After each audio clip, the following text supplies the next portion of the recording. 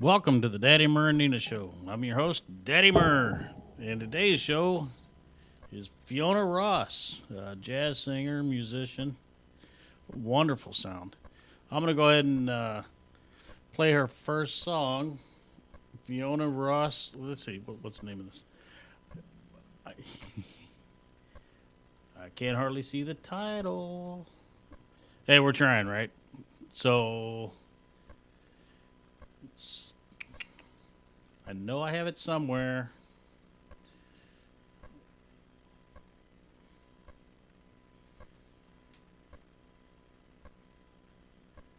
Oh, there it is. Fiona Ross, Red Flags and High Heels. Let's go ahead and give that a shout. Red Flags and High Heels with Fiona Ross. By Fiona Ross. Man, what a great tune. Gotta love it. Like I said earlier, welcome to the Daddy Murr and Nina Show. Nina can't be here today. She had a procedure done last week and is feeling a little under the weather, so we're giving her the day off. So it's just me. And Fiona's going to be coming on here in a few minutes. So I'm going to play another one of her songs while she calls in and we get connected. So might be having a little bit of technical problems.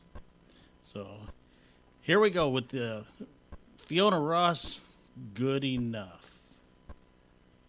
Yep. All righty, welcome back to the Daddy Murr and Nina Show with special guest Fiona Ross. Hi, Fiona. How you doing?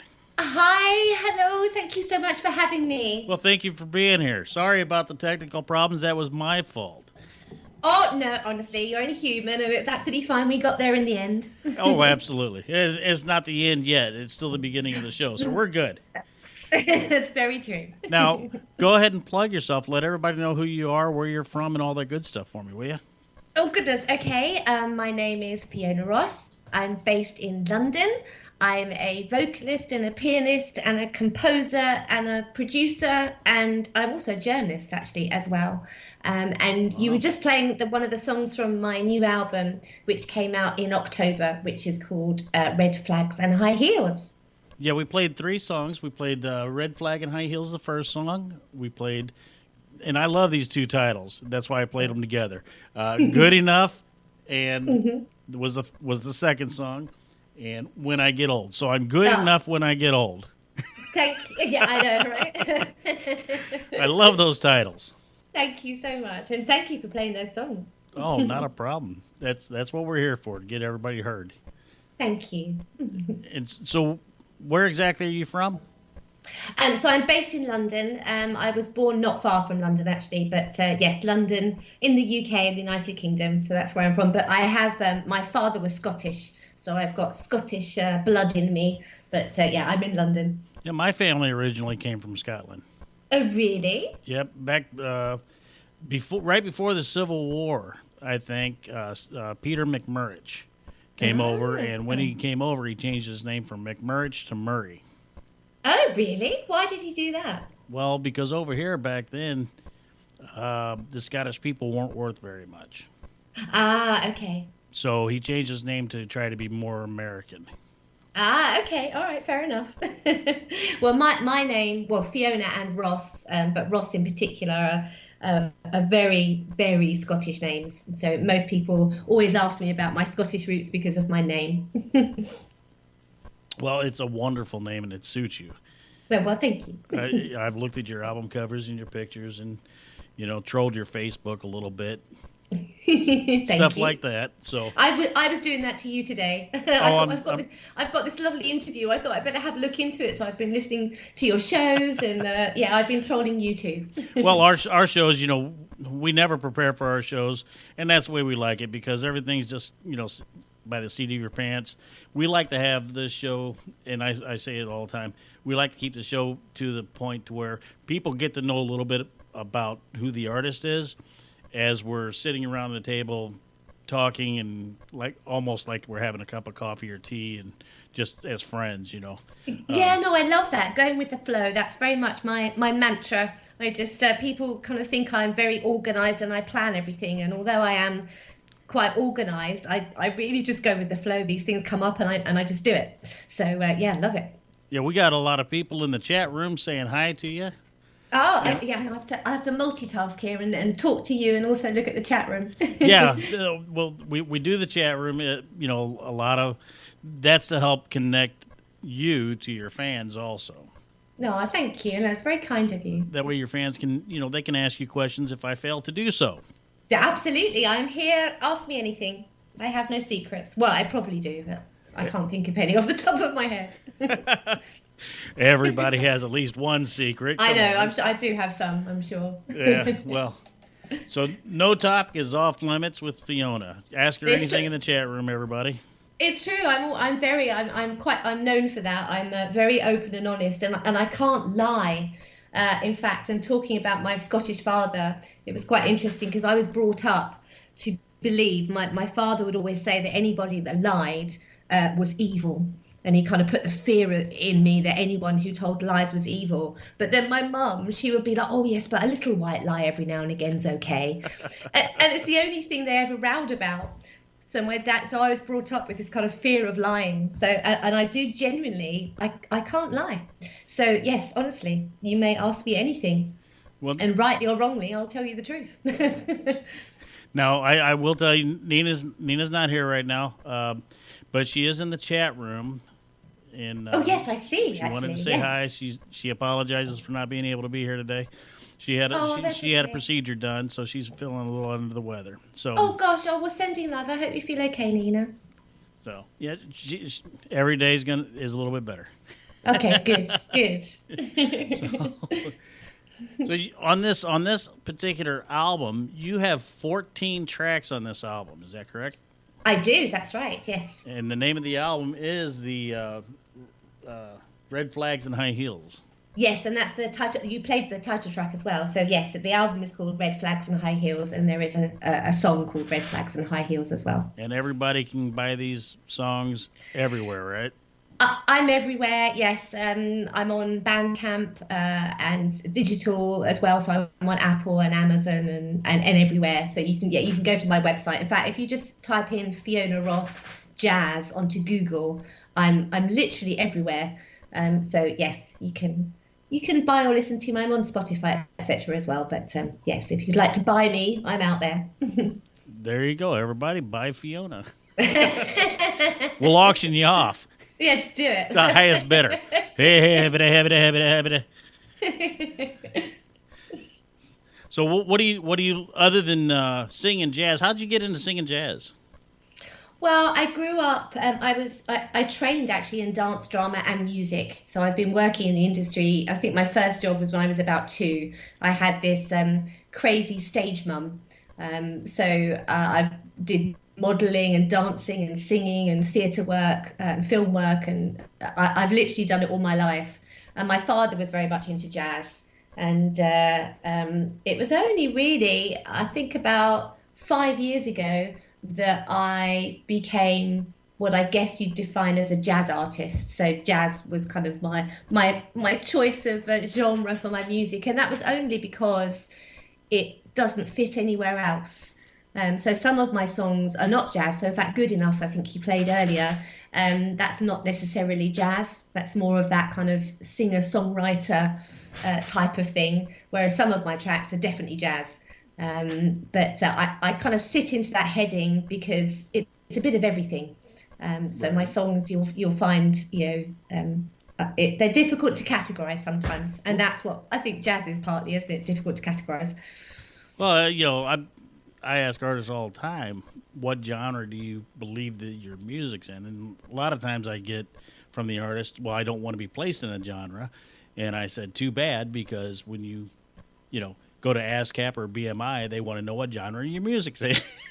Yeah, It no, is. absolutely. And that's the problem, isn't it? And I talk, with my journalist hat on, I talk to people about this all the time when I'm interviewing people. And we hate, as artists, we don't want to be categorized. We just do our thing, and people who listen to it will take out of it whatever they take out of it. But when it comes to, as you say, like marketing and promotion, and even just in a store, whether that's online or physical, it's like, where do you go for that person? And same with publications, is there are publications that focus on different types of music. So unfortunately, the business side of things, and venues actually, but it forces you to at least be in some kind of category, rightly or wrongly.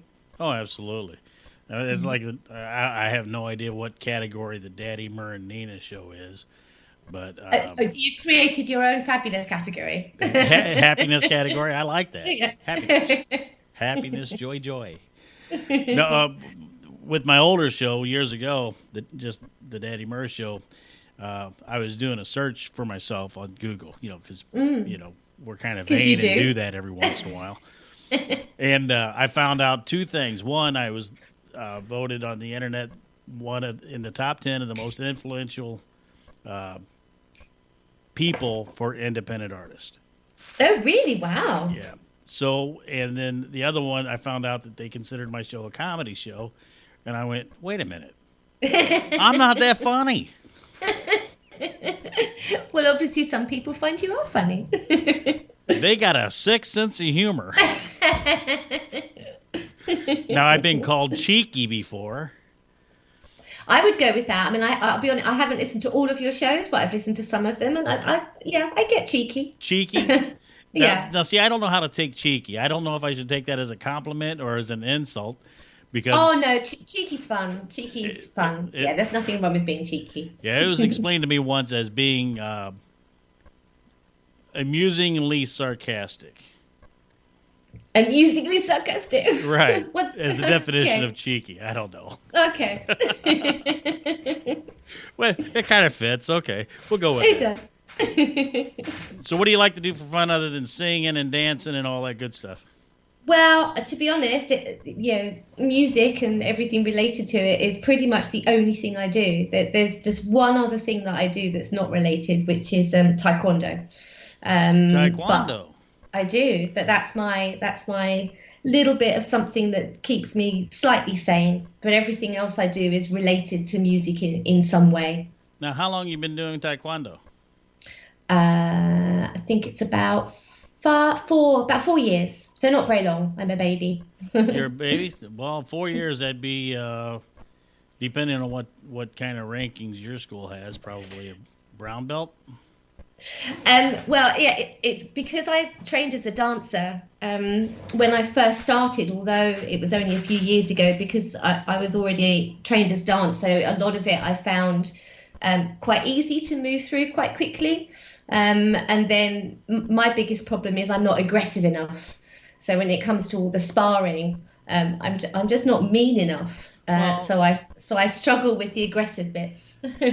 Well, with me, because I studied martial arts for years also. And so for me, the aggression, because I'm not, during the martial arts sparring and stuff, I'm getting kicked in the stomach, kicked in the face, and I'm laughing at everybody because I'm just having a good time. Yeah. I don't get aggressive. But, if it gets to that point, I have the ability to protect myself. And I think that's a good thing for you. Yeah, I think I'm just not. I'm not competitive. I'm competitive with myself. So I have ridiculously high standards of things that I feel I should be able to achieve. But I'm not competitive with anybody else at all. So quite often when they're sparring, obviously you spar with someone, and there's not many women actually that do. Certainly in my area, there's not many women that do taekwondo, and they're really fierce and competitive, and I'm not. So I mean, it's brilliant, but yeah, no, I love it. I can't do it as often as I would like, and of course because of COVID, it shut down, so it was just kind of doing it at home. But yeah, apart from that, that's the only thing I do that's not related to music, really. Well, it's still, it's very physical. It keeps you in shape and keeps your dancing legs going, right? Yeah, I mean, it's still, for me, it's still linked. I mean, everything I do is connected. But yes, it's my time to kind of have a bit of calm, have a bit of solitude in many respects. But yes, it does keep me fit, or I try to keep fit anyway. Now, have you thought about mixing the two and making your own style? No. Do you think I No, should? No. it'd be a fantastic style. Well, thank you. So, would you like to hear another one of your songs? I would love to. Yes, please. Thank you. I tell you what, you tell me which song to load up. I'll load it up, and then I'll let you introduce it, and then I'll just go ahead and push play button then. Okay, so you played 3 before, didn't you? Okay, well, let's go with You Are Like Poison, because this one, actually, when I'm gigging and performing it, I tend to end on this one.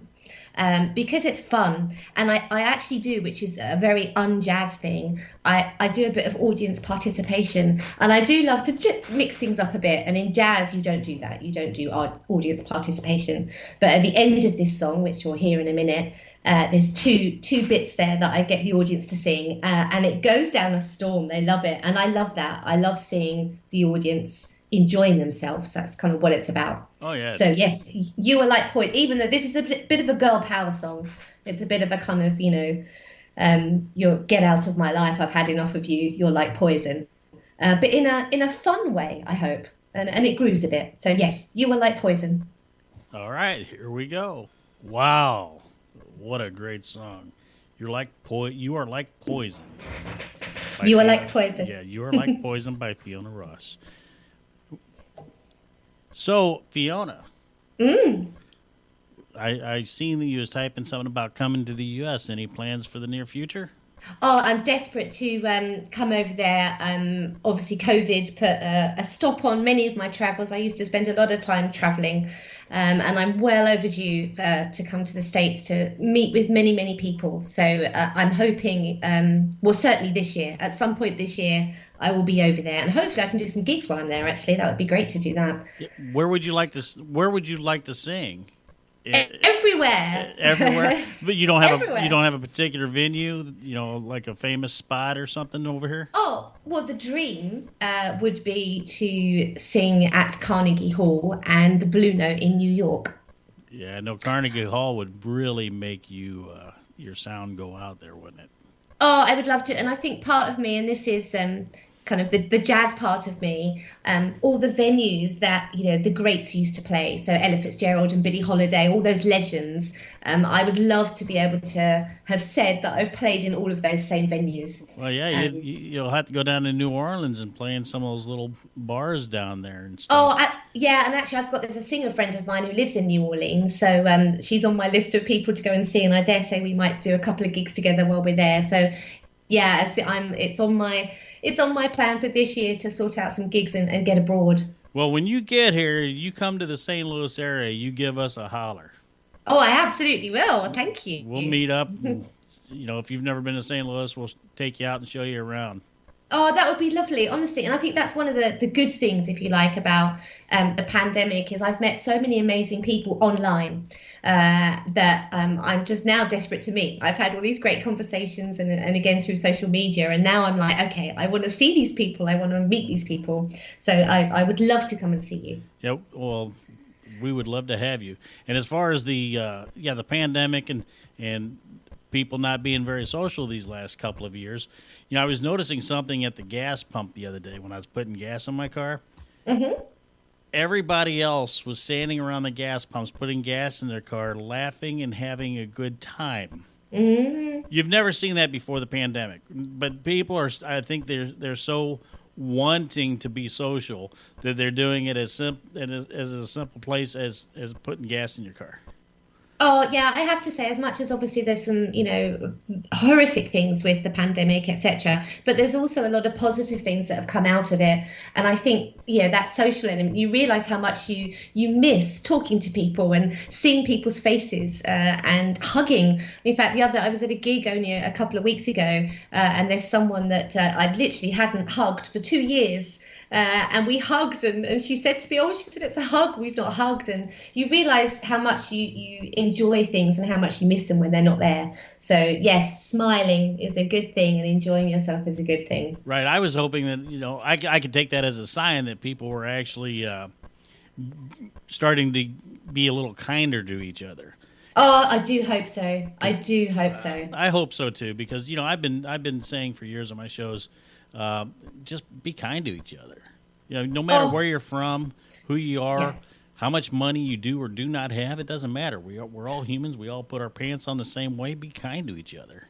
I know, and you know what? It's not hard, is it? It's not hard to No. be kind. So yeah, no, I'm completely with you on that one. I'm always going on about that. And manners, just saying, thank you to people. Little things like that, they mean something. It's that basic level of respect and kindness. So yes, I'm completely with you. Ab- Kindness all the way. Absolutely. I mean, a smile goes for a mile. Oh, I wrote a song about that, funny enough, not on this album. Oh, actually, it is on this album. There's a song called "You Can Just Smile," and it's talking about the power of a smile. And during I don't want to keep talking about COVID, but what I was noticing was how powerful smiles were. And there was all these people that were posting pictures, and it was kind of rare to see a smile. And I wrote a song about how powerful such a simple thing is. Even if you don't feel like smiling, if you see someone else smiling, you can't help but smile as well. And that kind of, even if it's just for a brief minute, that will make you feel slightly more positive. So yeah, the power of a smile should never be underestimated. Well, what a great segue going into that song. So we're going to go ahead and play that. Okay. Here we go. Welcome back to the Daddy Mer and Nina Show right here on STL Hits Radio. We've got Fiona Ross, and You Can Just Smile was that last song. That was a fantastic segue, accidental segue into that It song. was. That was kind of weird, wasn't it? But yes. Well, creative people have a tendency of making everything just kind of flow. Well, we try. We try our best. When it doesn't We do flow, our we get best. very upset, Yeah. stomp our feet, do all kinds of weird stuff. So what's your favorite food? Oh, favorite food. I have a very sweet tooth, so I like cake, chocolate cake, anything cake related.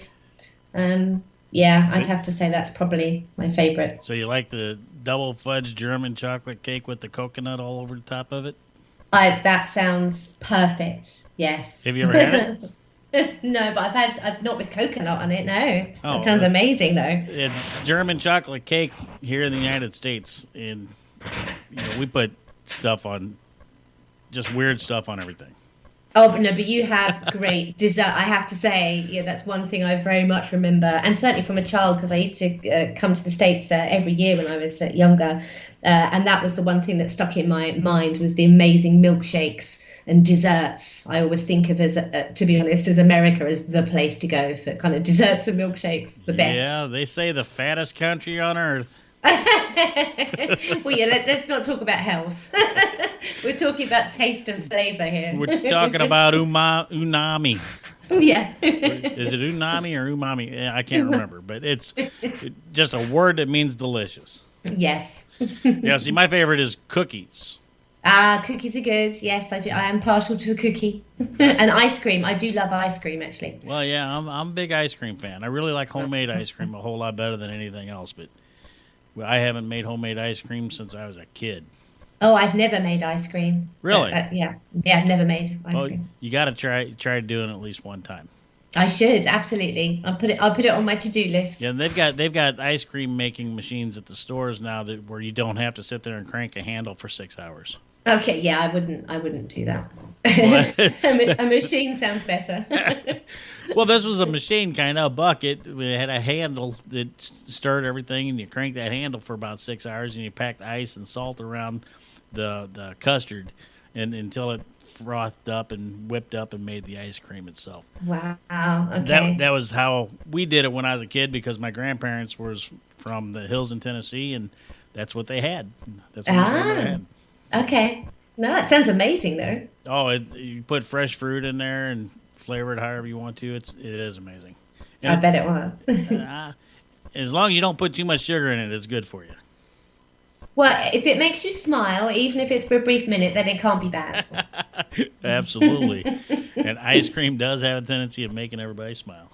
It does. Ice cream and cake. So chocolate cake's your favorite cake? Well, I guess so. I mean, like fudge, caramel, chocolate, that kind of thing would be my favorite that I go for. And I've just seen Nina saying that she was a cake decorator as well as donuts. I like donuts too. Oh yeah, see, I definitely need to come and see you guys. Yeah, she did that for 16 years. Wow. Yes, I need to come and see you. I think I would eat very well. Well, of course you would. Yes. I'm a larger person, so you're going to eat well. I'm on my way. Can't wait to have you. No, thank you.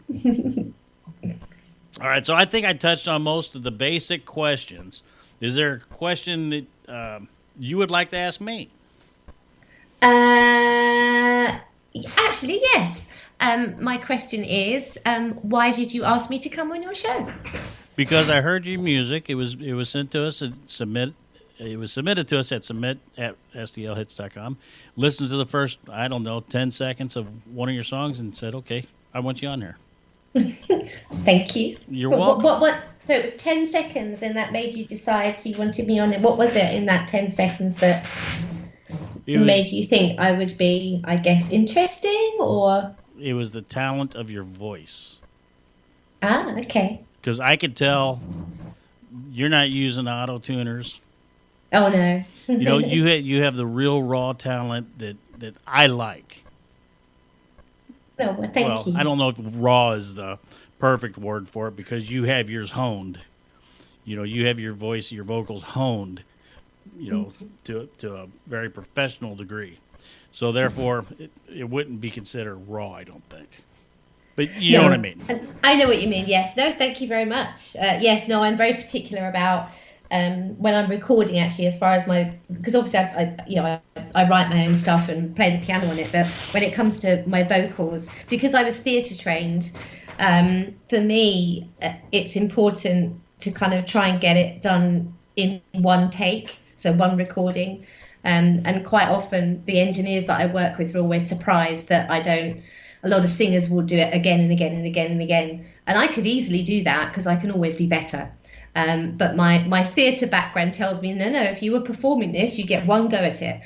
You don't get to do the song again if it wasn't as good as you think. So I do put quite a bit of pressure on me in the studio to get it right the first time. I would be horrified if anyone ever suggested auto-tune. Well, I'm from the songs that I've listened to out of this album, you do it right every time. Thank you. I'm not one of those people that's going to tell you how to do your job because you're doing it perfectly.